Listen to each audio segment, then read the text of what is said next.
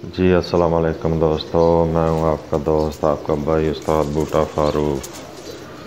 जी दोस्तों, ये मेरे कुछ परवाजी कबूतर हैं, इनका शौक़ करें।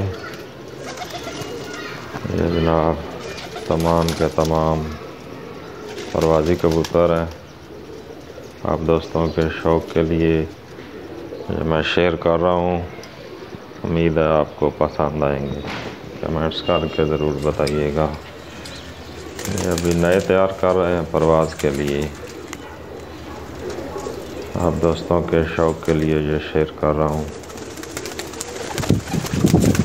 माशाल्लाह मिक्स ब्रीड के हैं, इसमें टेडी भी हैं, गोल्डन भी हैं, जौनसरे आम नॉर्मल जौनसरे भी हैं।